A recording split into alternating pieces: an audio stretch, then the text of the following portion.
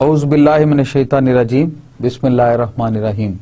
शुरू अल्लाह के नाम से जो रहमान रहीम करीम खालक मालक राज़क या ज़ुल जलाल वल इकराम या हय्यु या क़य्यूम वहदहु ला शरीक है और हर चीज़ का मालिक है। हज़ारों करोड़ों लामतनाही दुरूद व सलाम अल्लाह के प्यारे नबी के नाम। बादस खुदा बुजुर्ग तो ही किस्सा मुख्तसर। जेंटलमैन, हम अपने नए लेक्चर को शुरू करने लगे हैं, दैट इज़ लेक्चर 24। और before starting this lecture I would like to share with you good message for the self assurance, for community welfare, अपने आप को ठीक करने के लिए और अल्लाह की रजा के लिए आपके साथ अच्छी चीज़ें शेयर करने के लिए। Allah did not promise days without pain, laughter without sorrow, sun without thing and learn silence as you have learn speech. Speech will guide you and silence will protect you. Be with Allah, you will find Allah with you.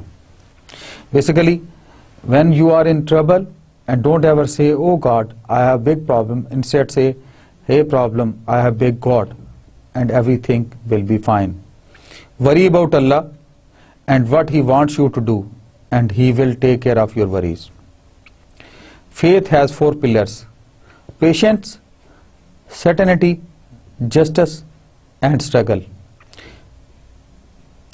Basically ये एक message है जो अल्लाह ताला की रज़ा के लिए, उसकी community welfare के लिए, उसके ट्राइब के लिए, उसके पिलर्स के लिए हम एक गुडनेस का मैसेज है जो मैं आपसे शेयर करना चाहता हूँ कि अल्लाह की रज़ा के लिए पेशेंस, सब्र और साफ नीति से जो हम काम करेंगे इंशाल्लाह अल्लाह ताला उसमें बरकत डालेंगे।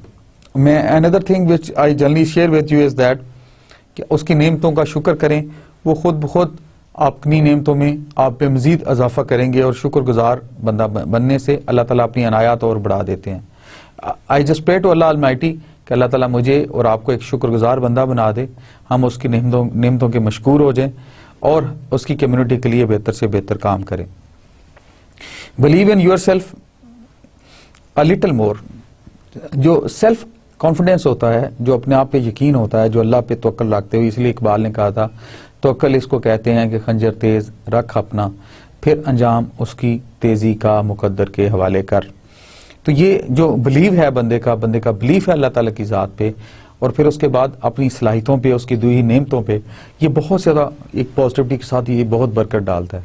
मैंने आपसे पहले लेक्चर में भी किसी दिन बात की थी कि 2 चीज़ें अल्लाह को बहुत नापसंद हैं, एक उसकी ज़ात, उसकी सिफात के साथ किसी को शरीक ठहराना और दूसरा उसकी रहमत से मायूस होना। तो लेट्स बिलीव कि will do good for the community and humanity, and let's believe that कि Allah is with us and we are going to have a better day than the previous day. और हम जो grooming का अमल है जो मौत की दीवारों तक, कब्र की दीवारों तक जारी रहता है, इसमें पॉजिटिवली ऑपरेट करेंगे। Gentleman, before moving forward I would like to share with you the summary of the lecture 23, previous lecture. So you recapitulate all the points of previous lecture and we all are on the same frequency. What we all learned in the last lecture was we determine the cost of the plant assets. Plant assets की बात हुई थी हमारी कि plant assets की cost कैसे होती है, उनकी depreciation कैसे निकाली जाती है और उनको book value के लिहाज से कैसे entertain किया जाता है for the proper assets and liquidity of the enterprise or the business unit. फिर हमने अकाउंटिंग में ये चीज़ देखी थी, distinguish between capital expenditures and revenue expenditures. हमने कैपिटल एक्सपेंडिचर्स और रेवेन्यू एक्सपेंडिचर्स में डिफरेंस फाइंड किया था कि इन दोनों के दरमियान क्या डिफरेंस है, उसके रीजंस क्या हैं और उसकी बेसिक इन दोनों का कंसेप्चुअल डिफरेंस क्या है for the purpose of accounting systems. फिर we also computed depreciation by the straight line and declining balance method. हमने स्ट्रेट लाइन से और डिक्लाइनिंग बैलेंस मेथड से भी हमने उसकी डेप्रिसिएशन निकाली थी कि ये किस तरह होती है, किस तरह इसको हैंडल किया जाता है और कैसे इसको ऑपरेट करना है। We also computed depreciation for income tax purposes using MACRS. आपने देखा होगा एक मेथड हमने पढ़ा था मार्क्स के, डेप्रिसिएशन इनकम टैक्स पर्पस के लिए बाय यूजिंग मार्क्स मेथड कैसे यूज की जाती है, इसको कैसे देखा जाता है। और इसको किस लिहाज से आगे पॉजिटिवली टेक ऑन किया जाता है for the book value and for the purpose of the ledgers, documentations and proper visibility to the decision makers of the enterprise or the business unit. We also accounted for disposal of plant assets कि जो plant assets होते हैं जो depreciated हैं, old vintage machinery है, infrastructure है, plant है, core property है उस particular enterprise या business unit की, उसकी disposal पे बात की थी. We also explained the nature of the intangible assets including goodwill. Intangible assets जैसे ब्रांड नेम होता है, जैसे गुडविल होती है, जैसे अपनी कस्टमर लॉयल्टी भी आ जाती है उसमें, तो इसकी डिस्पोजल इन एसेट्स का किस तरह डिस्पोजल होती है उस पर भी हमने बात की थी. Then further we also accounted for the depletion of natural resources कि जब नेचुरल रिसोर्सेज की डिप्लीशन है वो किस तरह उनको कैटर फॉर किया जाता है for the purpose of accounting, for the purpose of bringing the accounts in line और for the relevant correct visibility to the top management. We also explained the cash effects of transactions involving plant assets. अगर आपको याद हो तो पिछले lecture में हमने different cash effects जो जनरेट होते हैं through the bank statement and the laser book statement of the enterprise और उनकी डिफरेंट प्लांट एसेट्स का उन पे क्या इम्प्लीकेशंस है उस पर भी हमने बात की थी. Now will talk about the long term assets के लॉन्ग टर्म एसेट्स क्या हैं, इन पे हम बात करेंगे. सबसे पहले हम बात करते हैं कि what are the types of long term assets. Long term assets हैं कौन कौन से, इसकी क्या टाइप्स हैं. लॉन्ग टर्म एसेट्स में प्रॉपर्टी आ जाती है, प्लांट आ जाता है, इक्विपमेंट आ जाता है. Long term assets acquired for use in the operations.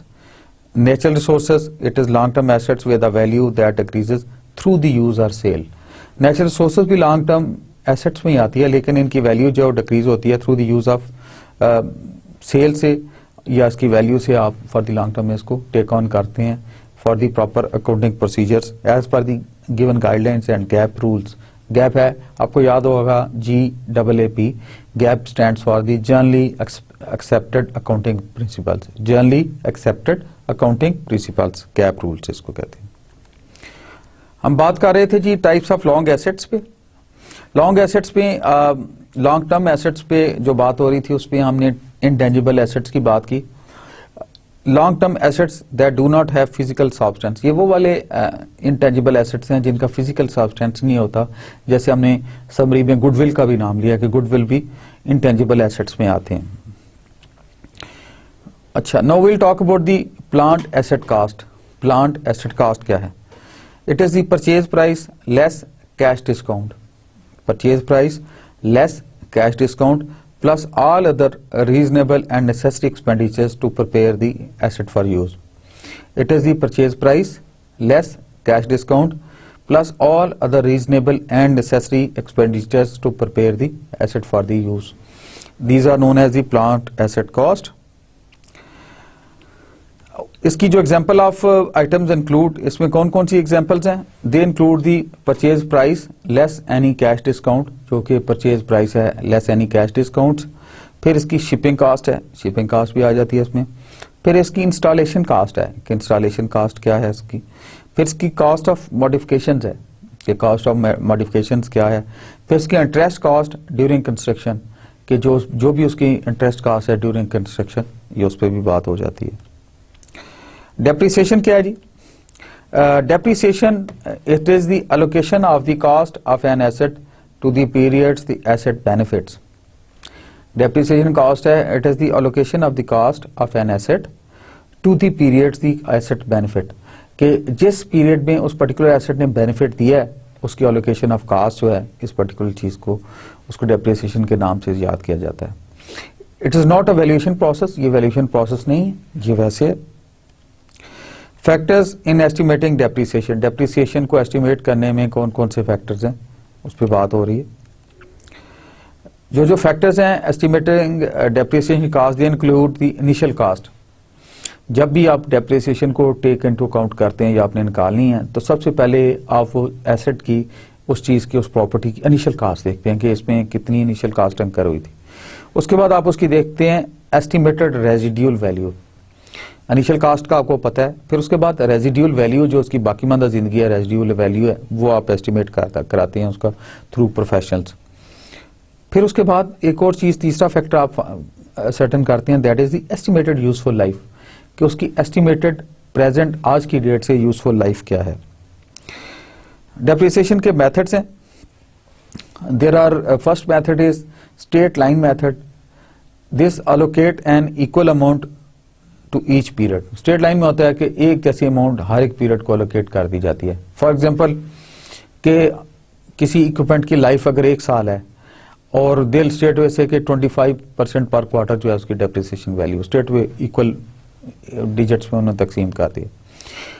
Second is the production unit. Production unit में depreciation based on the volume of output, के प्रोडक्शन यूनिट, ये तो थी ना स्ट्रेट लाइन, हमने प्रॉपर्टी की बात की थी। अगर किसी प्रोडक्शन यूनिट की डेप्रिसिएशन आप निकाल रहे हैं तो that is, it is based on the volume of output. For example एक पर्टिकुलर सीएनसी मशीन है जो इनिशियल में फुल थ्रॉटल में initially it produces 1 million pieces per 24 hours, तो now it has gone to the let's say 0.8 million, तो वो इसकी depreciation है based on the volume of output. उसकी प्रोडक्ट जो है 2 लाख पीस उसने काम प्रोड्यूस किया 24 आवर्स, तो उस तरह भी देखी जा सकती है। Then the accelerated depreciation methods. There are few accelerated depreciation methods also. They include double decline balance. इसको double declining balance एक method का नाम है, उसको कहा जाता है। It is apply a uniform rate to declining amount book value. Double declining balance में ये आता है कि apply a uniform rate to the declining amount that is book value, कि इसको uniform rate ही apply करती हैं throughout. Then is the sum of the years digits. Sum of the years digits, it is the annual amount that decreases by a constant amount. Annual amount है कि वो annually कैसे decrease करती है या वो follow होती है उसमें। अभी जो हमने आपसे concepts share किए हैं, we are talking about the concepts regarding the depreciation value, तो हम एक डेटा के थ्रू आपको relate करते हैं so that conceptually you are more clear. For example, data जी आया, दी डेप्रिसिएबल एसेट जो है वो है दैट इज अ ट्रक। एक ट्रक है जो डेप्रिसिएबल एसेट्स है, उसकी इनवाइस प्राइस है $20,000, कैश डिस्काउंट उसमें 2% है। मॉडिफिकेशन जो उस ट्रक में की गई देवर वर्थ $3,400, और एस्टिमेटेड रेजिड्यूल वैल्यू जो उसकी निकाली इन्होंने that is $2,000।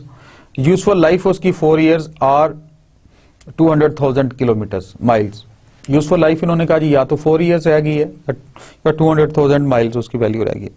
Acquisition date is January 8, 1991।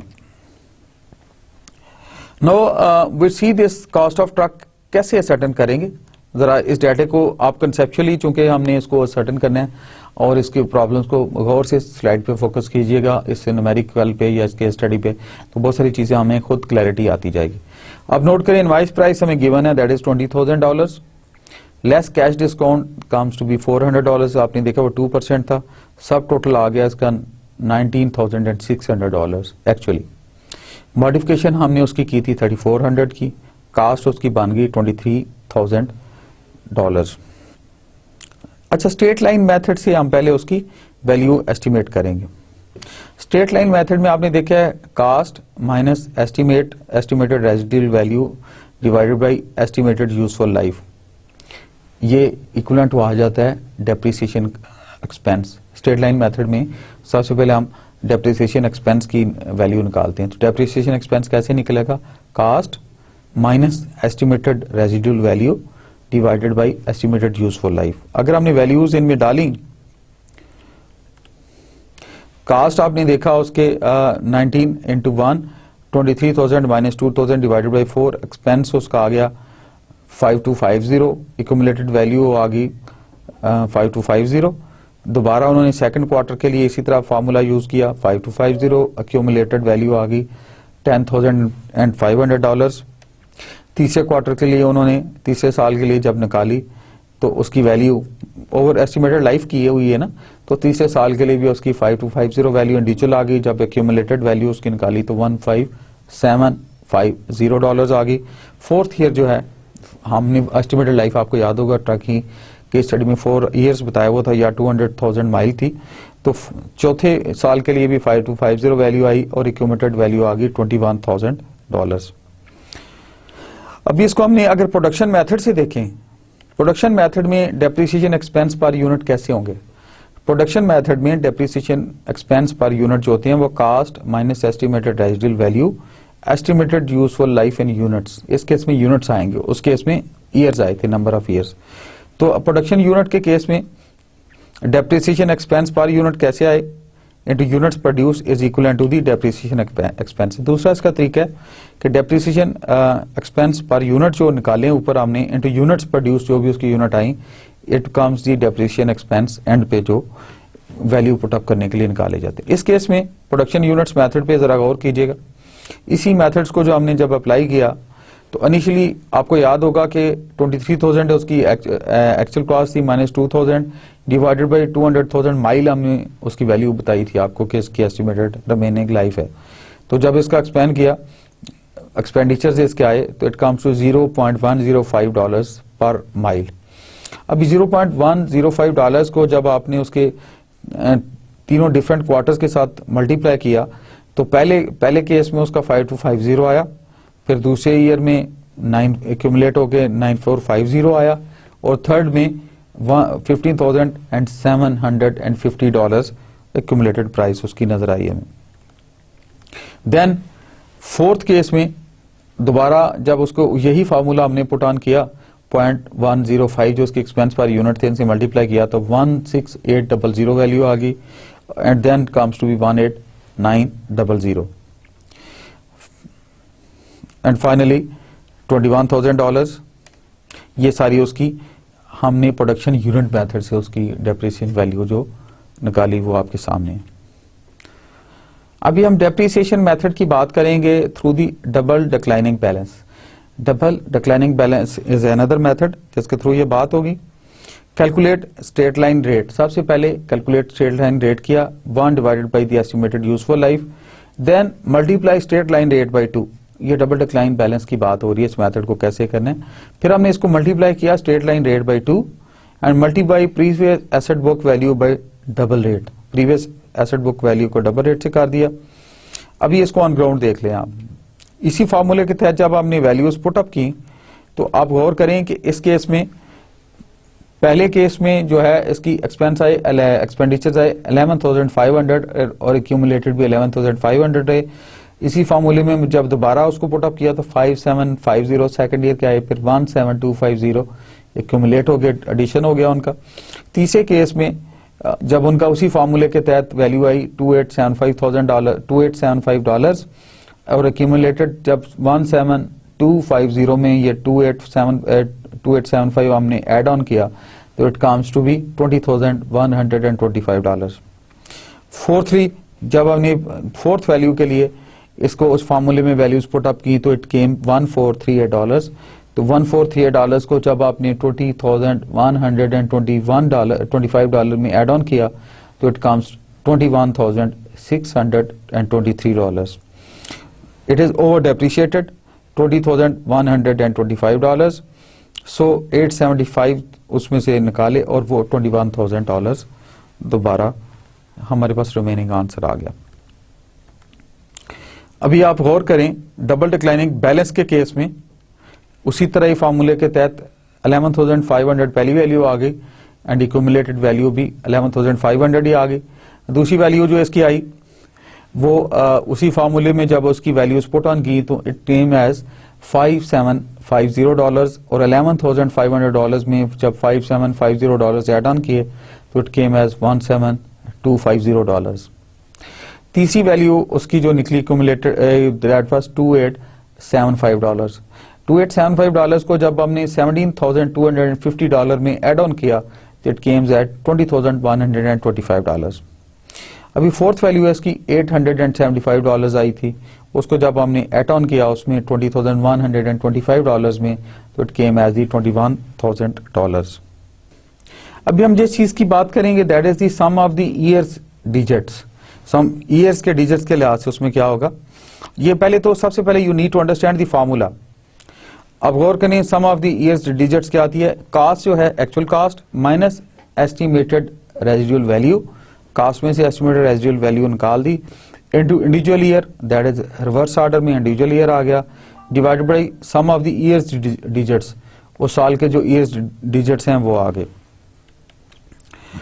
अगर सम ऑफ द ईयर्स डिजिट्स को आगे देखें, कैलकुलेटिंग द ईयर डिजिट्स कैसे आप करेंगे, calculating sum of years digits आगे इसका add the numeric digits in useful life. For example 1 + 2 + 3 + 10 is equals to becomes 10। For example 4 + 3 7, 7 + 2 9 and 9 + 1 आ गई 10, तो it adds on as 10। Example दिया हमने। अभी इसी चीज को आप थोड़ा एक्चुअल जब उसकी वैल्यूज को ही ट्रक वाला केस स्टडी हमने पुट ऑन किया तो गौर कीजिएगा कि फर्स्ट वैल्यू जो है after based on this formula that comes to be $8400 expense हुआ और एक्यूमुलेटेड भी वही हो गई $8400। सेकंड वैल्यू उसकी आ गई $6300 इसी फार्मूले के तहत, दैट जब 84 में 6300 हमने ऐड ऑन किया दैट कम्स टू बी $14,700। अभी तीसरी वैल्यू जो इसमें अमर्ज हो रही है इस फार्मूले में पुट ऑन करने say that comes to B 4200। तो $14,700 में 4200 आपने ऐड ऑन किया और वो आ गया $18,900। अभी $18,900 में आपने फिर ऐड ऑन किया $2100। $2100 को जब आपने जमा किया तो दैट कम्स टू बी $21,000 आ गया। $1800 और $900 में ये ऐड ऑन हो गया। Pattern of the depreciation expense. Depreciation expense का क्या पैटर्न होता है इस पे हम बात करेंगे। First is the straight line expense. Straight line में डेप्रिसिएशन एक्सपेंस की अभी हम बात करने लगे हैं। Conceptually you need to be focused. First method is pattern में स्ट्रेट लाइन पैटर्न में क्या होगा, ये स्ट्रेट लाइन पैटर्न में हो गया amount is constant and equal. Amount जो है कांस्टेंट भी होती है और इक्वल भी होती है। प्रोडक्शन मेथड में क्या होती है, amount varies depending on usage. Amount जो है यूसेज के लिहाज से वेरी करती है। वो talking about the pattern of depreciation expense. Depreciation expense का पैटर्न क्या है, उसमें अभी डबल डिक्लाइनिंग मेथड में इसका पैटर्न कैसे सर्टन होगा, that is the amount is decreasing by decreasing amounts. जो आपने अमाउंट्स डिक्रीज की ओवरऑल अमाउंट भी डेप्रिसिएशन एक्सपेंस की डिक्रीज होती जाएगी। सम ऑफ द ईयर्स डिजिट के केस में क्या होगा, amount is decreasing bye constant amount. जो अमाउंट है कांस्टेंट अमाउंट के साथ डिक्रीज होगी इसमें। अभी कंपैरिजन ऑफ डेप्रिसिएशन, दो डिफरेंट टाइप ऑफ डेप्रिसिएशन का अगर हम कंपैरिजन करें तो किस तरह होगा, गौर से देखें। स्ट्रेट लाइन मेथड में all depreciations are taken as equivalent. आपने देखा है कि गौर से स्लाइड पे अगर फोकस करें कि ये बार चार्ट्स बने हुए हैं, सारी बार्स की जो हाइट है वो इक्विवेलेंट है। चार्ट अगर गौर से देखें इसमें, और प्रोडक्शन के केस में इट वेरीज, वो डिफरेंट आएगी क्योंकि प्रोडक्शन के केस में उन्होंने पर यूनिट एस्टिमेट के लिहाज से उसको किया हुआ है। अभी डबल डिक्लाइनिंग बैलेंस के केस में आपने देखा कि शुरू में बहुत ज्यादा है, उसकी बार सबसे हाईएस्ट है, then slow, then low and then the lower most end पे वो आती है। उसके बाद sum of the years digits, जो भी sum of the year digits हैं उसके केस में भी सबसे पहले जो ऊपर है सबसे शुरू वाली है that is on the top most side. इसकी वैल्यूज भी दी हुई हैं साथ। For example it touches at around plus of 9000 plus पे, 8000 प्लस पे ये टच कर रही है। दूसरी वैल्यू जो है, दूसरी बार जो है it is touching at around 6000 units पे टच कर रही है, और तीसरी 4000 यूनिट्स पे टच कर रही है डिजिट्स पे, और फोर्थ वैल्यू जो आप गौर करें इट इज जस्ट टचिंग 2000। तो आपने देखा कि ये सम ऑफ द ईयर डिजिट के लिहाज से ये एक प्रोग्रेसिव डिक्रीज है, इसमें एक कांस्टेंट प्रोग्रेसिव डिक्रीज है। Now will be covering the modified accelerated cost recovery system. इसकी एब्रीविएशन है MACRS. Income tax reporting method, first of all इसमें इनकम टैक्स रिपोर्टिंग मेथड की बात करते हैं। It applies to a tangible property placed in service after 1986। ये US के लिहाज से कर रहा है, यूएस लॉ के लिहाज से, कि it applies to the tangible property, जो टेंजिबल प्रॉपर्टी हो प्लेस्ड इन सर्विस आफ्टर 1986 के बाद जो है। 8 cost recovery classes with rates for each year. इन्होंने यूं किया कि they had the different cost recovery classes लगा दी विद रेट्स, जो 8 डिफरेंट रेट्स के साथ। Tax deduction equals cost times appropriate rate for each year. Tax deduction equals cost time appropriate for rate for each year. उस साल के rate के लिहाज से जो टैक्स डिडक्शन है वो इस पे इंप्लीमेंट होगी। Revenue and capital expenditures, revenue expenditures कौन से होते हैं, इस पे हम बात करते हैं। Revenue expenditures benefits only the current accounting period. Revenue expenditure जितने हैं वो सिर्फ करंट अकाउंटिंग पीरियड को बेनिफिट करते हैं, और कैपिटल एक्सपेंडिचर जो हैं they significant cost that benefit two more accounting periods. यानी it is taken as a rule कि रेवेन्यू एक्सपेंडिचर्स जो हैं वो जनरली इफेक्ट करते हैं करंट अकाउंटिंग पीरियड को, उसको बेनिफिट्स देते हैं, और कैपिटल एक्सपेंडिचर जो हैं मजीद it is expected that they also affect and give benefit to the further two accounting periods. Capital expenditures में additions कौन से हैं, इनके क्या क्या additions हैं वो हम आपसे शेयर करते हैं। that is enhances usefulness by enlarging assets। इनकी usefulness enhance होती है, बेहतर होती है, asset को enlarge करते हैं, और debtor to assets generally ये debit किया जाता है assets को। बेटरमेंट्स क्या हैं इसकी, इट इंक्रीज और इम्प्रूव दी सर्विसेज, ये इंक्रीज करती है या इम्प्रूव करती है सर्विसेज को, और generally it is debited to assets, generally ये एसेट्स को डेबिट किया जाता है। कैपिटल एक्सपेंडिचर्स में जो चीजें आती हैं उसमें एक्स्ट्राऑर्डिनरी रिपेयर्स सबसे पहले आती है, any extraordinary repairs which has been undertaken. Extraordinary repairs में आता है significant expenditures that extend useful life और change residual value. Extraordinary repairs में आता है it is significant expenditures that extend useful life, जो कि यूजफुल लाइफ को बढ़ा देती है, और चेंज दी रेजिडुअल वैल्यू या उसकी रेजिडुअल वैल्यू को बदल देती है। It is debited to accumulated depreciation, ये अकोमुलेटेड डेप्रिसिएशन को डेबिट कर देती है। इन ऑल कैपिटल एक्सपेंडिचर्स, सारे के सारे कैपिटल एक्सपेंडिचर्स में depreciate increased book value over the remaining useful life. जितने भी कैपिटल एक्सपेंडिचर्स हों depreciate increased book value over the remaining useful life, ये यूजफुल लाइफ के ऊपर इंक्रीज का उस पर इफेक्ट्स आते हैं। Now will talk something about the disposal of the plant assets. Plant assets की डिस्पोजल क्या होती है, उनको कैसे हैंडल करते हैं, इस पर बात करते हैं। इसकी 3 डिस्पोजल्स हैं प्लांट एसेट्स की। फर्स्ट डिस्पोजल इज सेल, इसको जनरली सेल कर दिया जाता है। सेकंड इज इसको रिटायर कर दिया जाता है, इसको फारग कर दिया जाता है। एंड थर्ड इज इसको एक्सचेंज कर दिया जाता है। Accounting for disposal, accounting for disposal किस तरह की जाती है कि generally they remove asset cost and related accumulated depreciation from their cards. Generally they remove asset cost and related accumulated depreciation from the records. Book value is cost minus accumulated depreciation. जो भी उसकी book value है it is cost minus accumulated depreciation, और determine gain or loss in disposal, जो उसका gain या loss है वो disposal में ascertain किया जाता है और फिर obviously उसको place भी किया जाता है। It's also received from it received more than book value, generally more than book value होता है, इसका गेन आ जाता है। और लॉस इसका क्या होता है, लॉस के केस में it received less than book value, उस केस में अगर बुक वैल्यू से कम है तो उसको लॉस के तौर पे इंटरटेन या रीड या इसकी डॉक्यूमेंटेशन की जाती है। सेल्स और रिटायरमेंट्स, कि उसको सेल कर दी या रिटायरमेंट कर दी प्लांट वैल्यू को, उसको कैसे करेंगे। It always recognise by gain और लॉस, ये भी गेन और लॉस के लिहाज से देखा जाता है। एक्सचेंजेस, डिफरेंट एक्सचेंजेस को कैसे हैंडल करते हैं, it is always recognises loss, exchange के केस में हमेशा लॉस को रिकग्नाइज करता है। It also recognise gain only if exchange of dissimilar assets, के ये recognises gain only if exchange of dissimilar assets, अगर सिमिलर ना हो तो तब उसको इट रिकग्नाइज एज गेन, उस केस में इसको गेन के तौर पर लिया जाता है।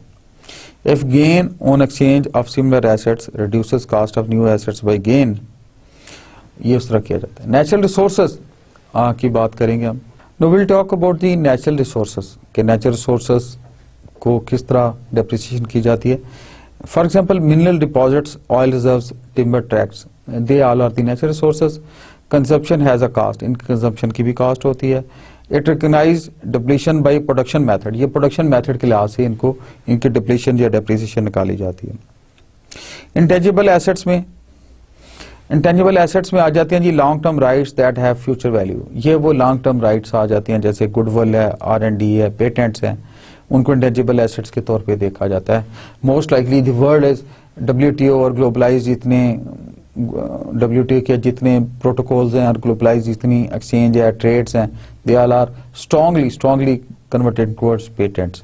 सो पेटेंट्स, रिसर्च एंड डेवलपमेंट और गुडविल जो है मोस्टली दे काम अंदर दी इंटेंजिबल एसेट्स के नीचे आते हैं. It recognizes amortization by straight line method और consumption has a cost. इसकी consumption की cost भी होती है और इसकी amortization by straight line method यानी straight line method को ये resort करते हैं. अभी हम थोड़ी सी we analyze the information कि information जो आई है हमारे पास उसको कैसे analyze करेंगे. For example, पहला पॉइंट है जो आपसे शेयर करना चाहते हैं, are methods, assets, lives and residual values used reasonable.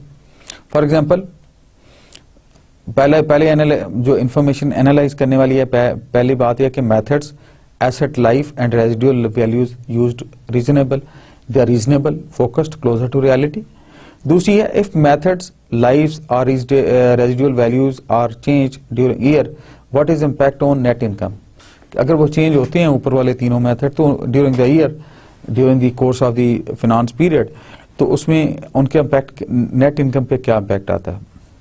तीसरी बात है if some interest cost was capitalised, अगर कोई इंटरेस्ट कास्ट कैपिटलाइज्ड हुई थी, what is total interest cost for period, कि टोटल इंटरेस्ट कास्ट क्या है उस पीरियड की. How this change ratio time interest ratio earn, कि ये टाइम इंटरेस्ट रेशो कैसे अर्न होगी, इस पे भी बात होगी. For example times interest earned, net income plus income tax expense plus total interest cost divided by total interest cost. ये जब उस पर डिवाइड किया तो टाइम्स इंटरेस्ट अर्न्ड हो गया कि जो नेट इनकम है plus income tax expense plus total interest cost, इन तीनों को जब जमा किया आपने और उसको डिवाइड किया आपने टोटल इंटरेस्ट कास्ट से, तो this is known as time interest earned, जो भी टाइम इंटरेस्ट अर्न्ड होता है. Now we will talk about the financial statement presentation, के फाइनेंशियल स्टेटमेंट की क्या प्रेजेंटेशन है. इन दी बैलेंस शीट, जो भी बैलेंस शीट है, property, plant and equipment, natural resources and intangible assets are often combined under the heading of the capital assets. Right, capital asset के नीचे क्या क्या लिखा जाएगा in the balance sheet, property, plant and equipment. Property, plant और equipment जो है, natural resources and intangible assets are often combined under the heading of capital asset. इनको कैपिटल एसेट के तौर पर देखा जाता है. There should be disclosure of the balance in the major class of assets and accumulated depreciation of major class of assets or of assets in total. इन दोनों का वो डिस्क्लोजर देखा जाता है. The amortization method used should be described and the amount of depreciation expense for the period disclosed. ये जो amortization method है, it should be described और depreciation expense for the period of that particular period should be disclosed. अभी जरा गौर से देखें, ये अहम है asset turnover ratio. Asset turnover ratio क्या है, अभी हम बात करेंगे एसेट टर्नओवर रेशो की बात करेंगे. एसेट टर्नओवर रेशो में the ratio that shows how efficiently a company uses its assets to generate sales is the asset turnover ratio. ये बहुत कंसेप्चुअली क्लियर होने की जरूरत है आपको. The ratio that shows how efficiently, कितनी efficiently a company uses its assets to generate sales is the asset turnover ratio. For example, net sales, जो भी net sales हुई हैं divided by average total assets, जो भी average total assets हैं, it becomes the assets turnover. Return on assets, return on asset की जब हम बात करते हैं कि return on assets क्या है, the ratio that shows, ये दोनों बहुत इंपॉर्टेंट रेशियो हैं और ये कंसेप्ट जो अभी इस स्लाइड पे है ये भी काफी इंपॉर्टेंट है. So you need to be bet focused. Return on assets, the ratio that shows the profitability of assets used in the earning process is the return on assets. Net income, जो भी net income है, divided by average total assets, जो भी average total assets हैं, it becomes the returns on assets. तो return on asset किसके equivalent हुआ, net income divided by average total assets, जो भी एवरेज टोटल एसेट्स हैं वो हो गए. Gentlemen, we are going to share with you a problem. एक प्रैक्टिकली केस स्टडी आपसे शेयर करते हैं, प्रैक्टिकली न्यूमेरिकल शेयर करते हैं, ताकि जो कुछ हमने थ्योरेटिकली पढ़ा है कंसेप्चुअली अकाउंटिंग के सिस्टम में उसको कैसे पोस्ट करेंगे और कैसे अंडरस्टैंडिंग होनी चाहिए, so that conceptually you are clear. तो मैं ये केस स्टडी आपसे शेयर करने लगा हूँ. ये ग्लोबल मैन्युफैक्चरिंग कंपनी की केस स्टडी है इसको देखते हैं। On March 29, 98 global manufacturing purchased new equipment with the cost of $100,000 an estimated useful life of 5 years, okay, and an estimated residual value of $10,000. For income tax purposes, this equipment is classified as 5 years property. इसकी instructions हैं जो particular इस case में हैं, notes हैं वो देखें। Number 1 is compute the annual depreciation expense for each year. हर 5 सालों में हर साल के लिए एनुअल डेप्रिसिएशन एक्सपेंस कंप्यूट करें until this equipment becomes fully depreciated under each of the depreciation methods listed below. जो भी depreciation methods हमने पढ़े हैं उनका। Note that the depreciation will be recorded for only a fraction of years in 1998. 1998 में सिर्फ साल के फ्रैक्शन की होगी, पूरे एनएम की नहीं है वो। Depreciation will extend through 2003 shows supporting computations। जो भी जिस तरह हमने कंप्यूट किया वो भी हम supporting computations भी दिखाएंगे। Number 1 straight line method. Straight line method है, हमने पढ़ा अभी डेप्रिसिएशन में। With depreciation for fractional years rounded to the nearest whole month, जो कि नियरेस्ट होल मंथ के लिहाज से कर लें। 200% declining balance with the half year convention limit depreciation in 2003 to an amount of the that reduces undepreciated cost to the estimated residual value. MACRS acceleration rate for 5 years property. MACRS acceleration rate for 5 year property और MACRS का acceleration rate for 5 years take into account रखना है। Secondly, global has 2 conflicting objectives। ये global manufacturing की है, अभी details हम पढ़ रहे हैं। Management wants to report the highest possible earnings to stock holders in the near future, yet also wants minimize the taxable income report to the IRS. Indicate the depreciation method that company will probably use in its financial statement, its federal income tax return. Explain the reasons for your answers. अपनी reason दें, logic दें किस तरह आपने किया, and explain the similarities and differences between the 200% declining balance method and depreciation allowed under marks के अंदर जो डेप्रिसिएशन अलाउड होगी वो भी जरा बताएं। Now we come to the solution of the problem. आपने नोट किया सबसे ऊपर इन्होंने ग्लोबल मैन्युफैक्चरिंग कंपनी का नाम लिख दिया, नीचे सपोर्टिंग कंप्यूटेशंस लिख दिया एक पेज पे, और नीचे स्ट्रेट लाइन कंप्यूटेशंस हो गए। स्ट्रेट लाइन कंप्यूटेशंस के लिहाज से क्या होगा, the cost of equipment is 1000, residual value is 10000, cost of equipment is the $100,000, residual value है इसकी $10,000। डेट ऑफ एक्विजिशन क्या है, March 29, 1998, useful life 5 years। Straight line computation देखिएगा, उसमें क्या आता है, स्ट्रेट लाइन कंप्यूटेशन में using fractional years rounded to the nearest month. Depreciation का फॉर्मूला क्या है, depreciable cost divided by the cost of the useful life. Depreciable cost में 100,000 में से 10,000 आपने निकाले तो 90,000 फर्स्ट ईयर के आगे। अभी 1998 में आपने क्लोजेस्ट टू दी आपने मंथ किया था ना, उसको रैशनलाइज किया था। उस केस में जब आपने फार्मूले में वैल्यूज पुट ऑन की तो 13,500 आ गई। 1999 से लेकर 2002 तक 18,000 पर एनएम उसकी वैल्यू आ गई, और 2003 में उसकी $4,500 वैल्यू आ गई। अभी अगर आप इसको मार्क कंप्यूटेशंस के लिहाज से देखें, मार्क कंप्यूटेशंस के लिहाज से टोटल कॉस्ट ऑफ इक्विपमेंट $100,000 थी, residual value 10,000, useful life 5 years, date of acquisition March 29, 1998, और मार्क्स कंप्यूटेशन में accelerated rate for 5 years property किया था। 1998 में आपको याद है fraction to the closure month किया इन्होंने, 20,000 आ गया जब फॉर्मूले में वैल्यूज डाली। 1999 में 32,000 वैल्यूज निकल आई क्योंकि 32% वो साथ था, और उसके बाद 2000 में उसकी 19.2% था तो 19,200 वैल्यू आ गई। 2001 में 11.52% था तो जब उसको मल्टीप्लाई किया तो $11,520 आ गए, और 2002 में दोबारा $11,520 थे। 2003 में 5.76 थी रेशो परसेंट थी, और इसको जब मल्टीप्लाई किया तो 5760 आ गया। अभी आप इसको देखते हैं डिक्लाइनिंग बैलेंस मेथड से, हम देखते हैं ये किस तरह आया। Total cost of equipment $100,000, residual value is 10,000, useful life is 5 years, date of acquisition is March 29, 1998, जो बेसिक डाटा वही रहेगा। अभी डबल डिक्लाइनिंग कंप्यूटेशन में देखिए 200 declining balance with half year convention, ये है उसका बेसिक कॉन्सेप्ट, और इसको आपने 40% इंटू हाफ किया तो 20,000 आ गया dollars.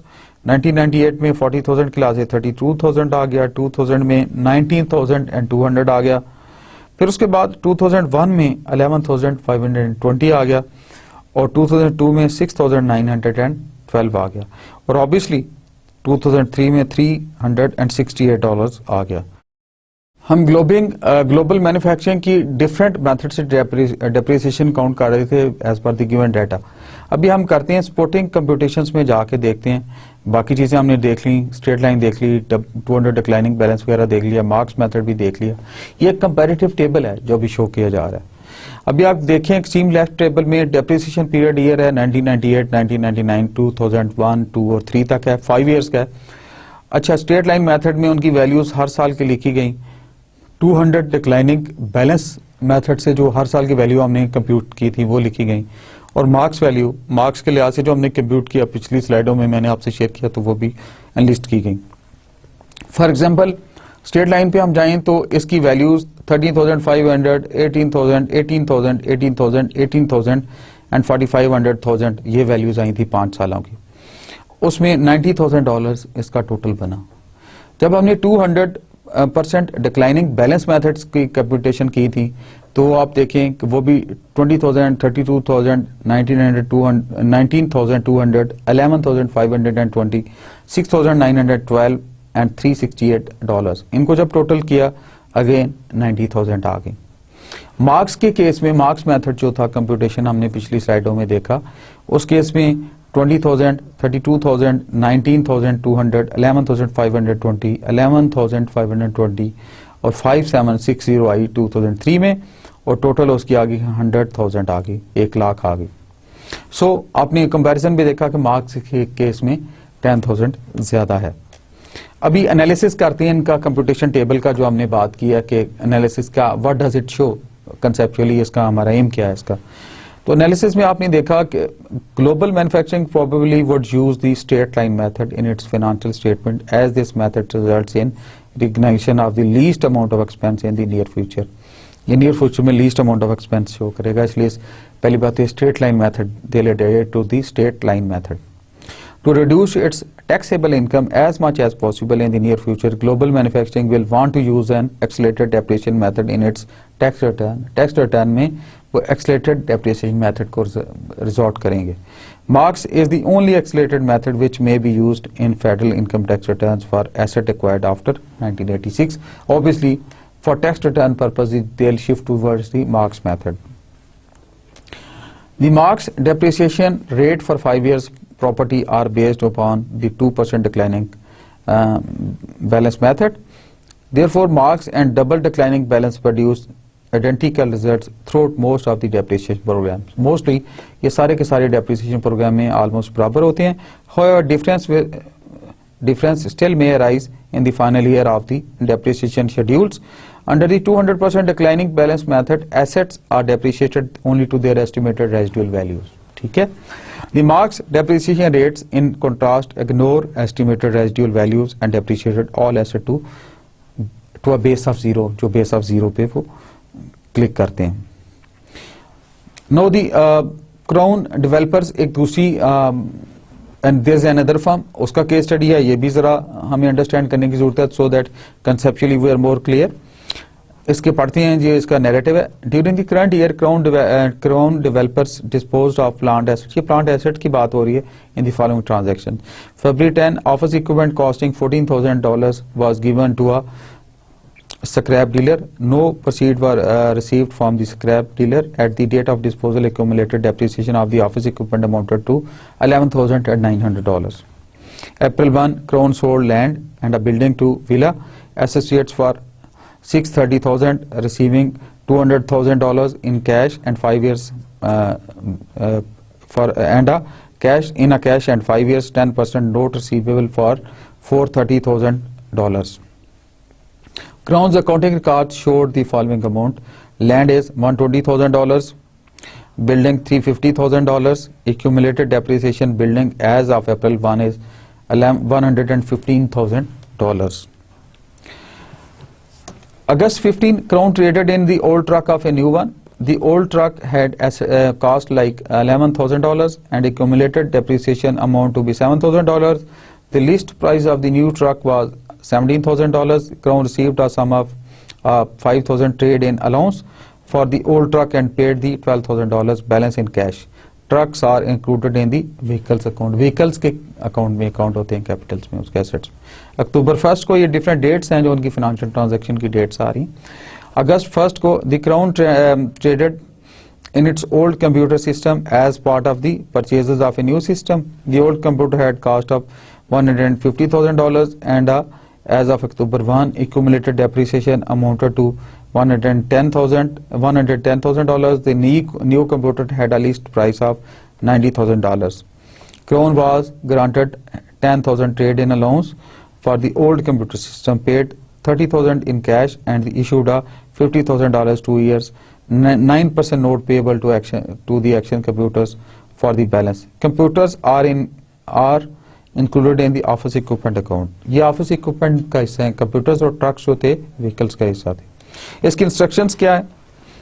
Prepare journal entries to record each of these transactions. Assume that depreciation expense on each asset already has been recorded up to the date of disposal. Thus, it is required not to update the accumulated depreciation figures stated in the problem. Right. Several of the assets disposal made during the year involved in the payment of boot. Explain what is meant by the term boot. Term boot को explain करें.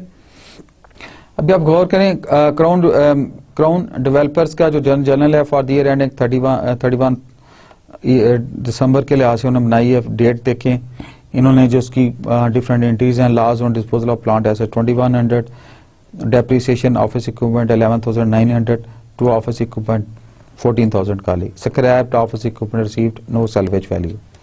उसके बाद इन्होंने अप्रैल 1 की entry की, cash लिया, और it basically this entry was to gain sale of plant assets and sold land and building to Villa Associates receiving a cash down payment of 5 years 10% note for the balance.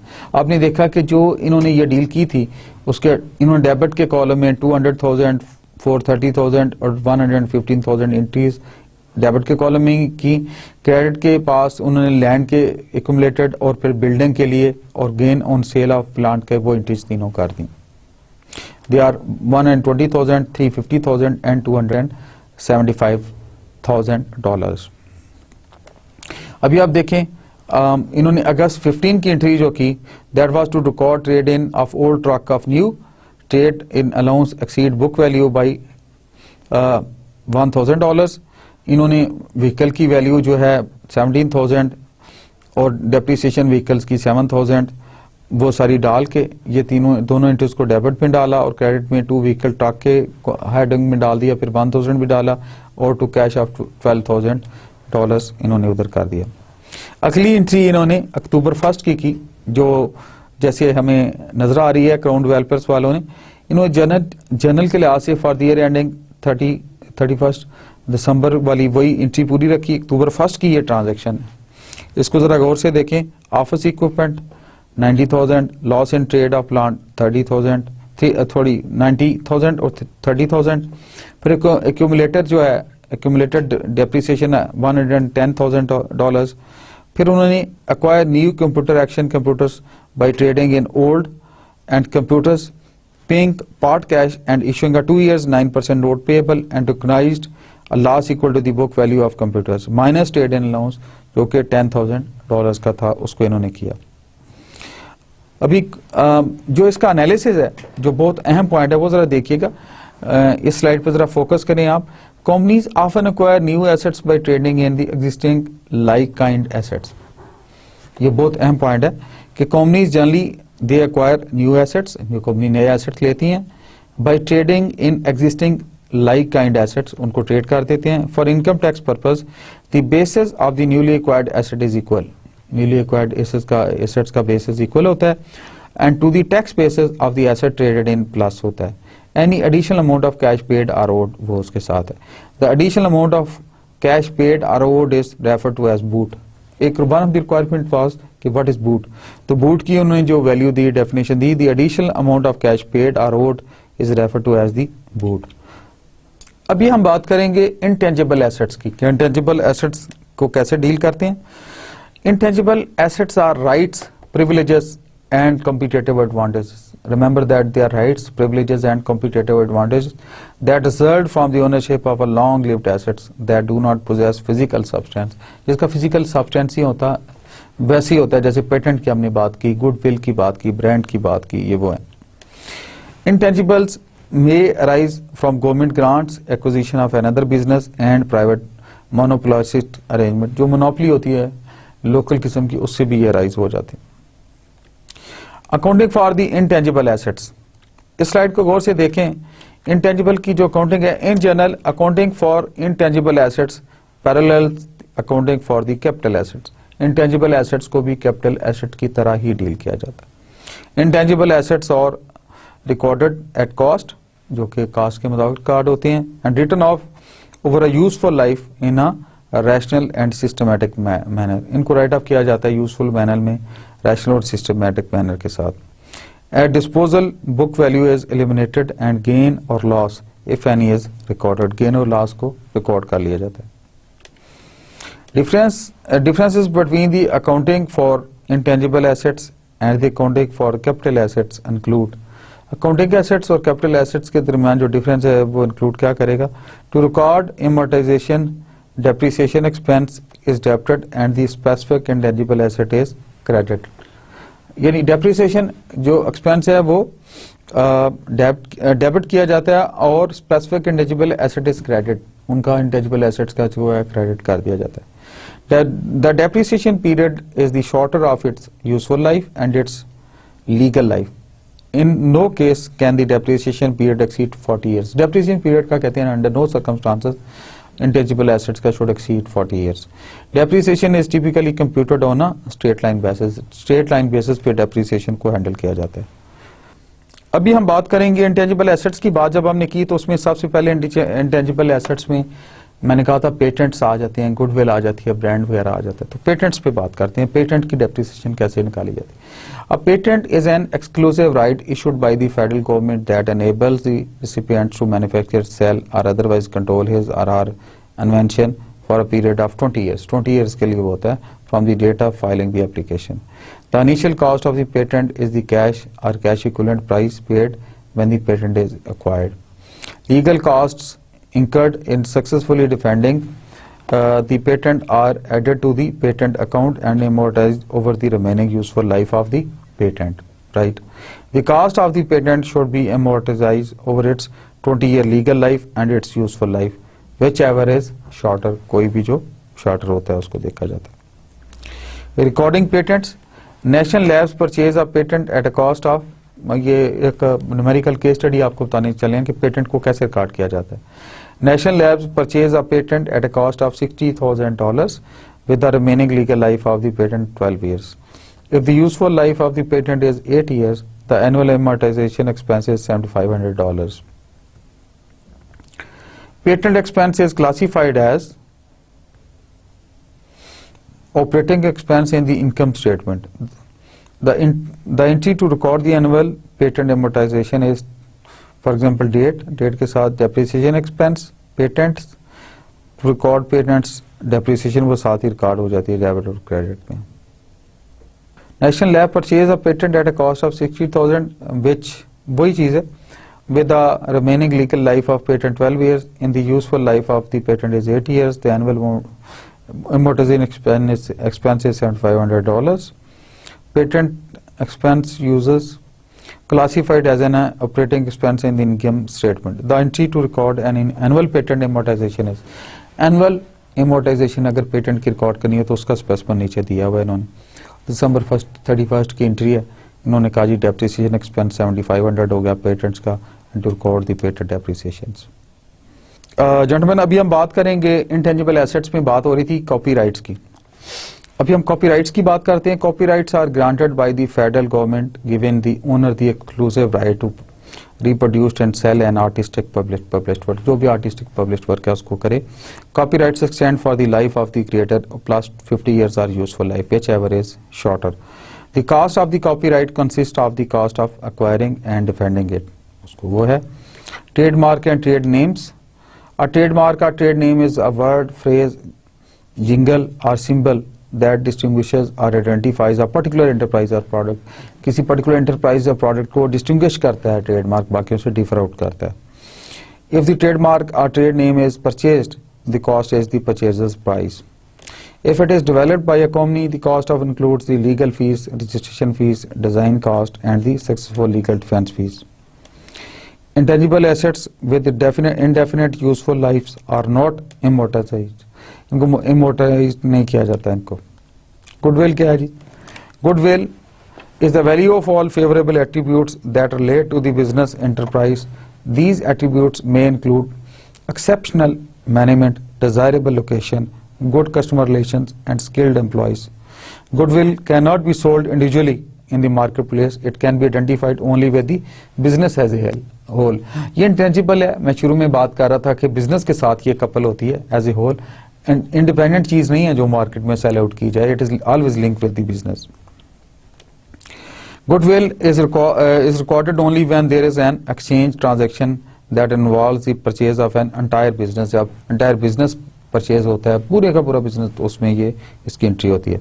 When an entire business is purchase, goodwill is the excess of cost over the fair market value of net excess assets less liabilities acquired। उस लिहाज से फिर इसकी implication आ जाती है, जैसे point B में मैंने आपसे शेयर किया। Goodwill is not written off as it has an unlimited useful life, it must be tested regularly for impairment। इसको रेगुलरली वैसे टेस्ट करते रहना चाहिए, राइट ऑफ नहीं की जाती goodwill. Research and development cost, ये आपने देखा होगा, मैंने बात की थी इंटेंजिबल एसेट में रिसर्च और डेवलपमेंट कॉस्ट की आ जाती है।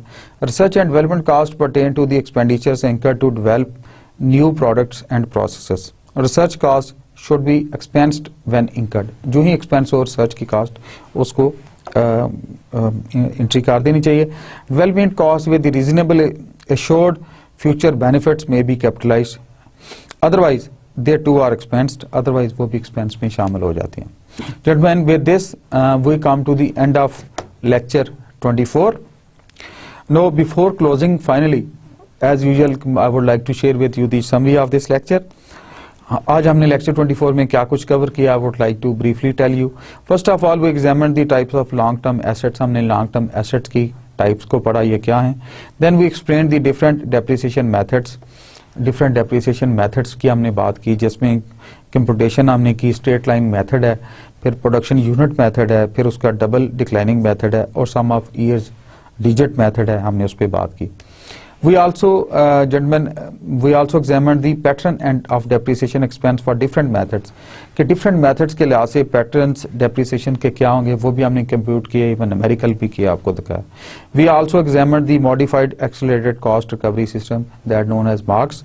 Modified accelerated cost recovery system, MACRS का हमने, आपको याद होगा, इसी लेक्चर में एक न्यूमेरिकल भी कंप्यूट करके आपसे शेयर किया। We also defined accounting for the intangible assets, कि इंटेंजिबल एसेट्स की अकाउंटिंग कैसे की जाती है, कैसे उनको डिफाइन किया जाता है, इस पर भी हमने बात की कि इंटेंजिबल एसेट को कैसे हैंडल करने हैं, इनकी अकाउंटिंग क्या होती है और इनको कैसे आगे देखा जाता है। We also talked about the recording of the for the patents, कि पेटेंट्स की रिकॉर्डिंग कैसे की जाती है, वो भी हमने बात की। With this, gentlemen, we finish our lecture.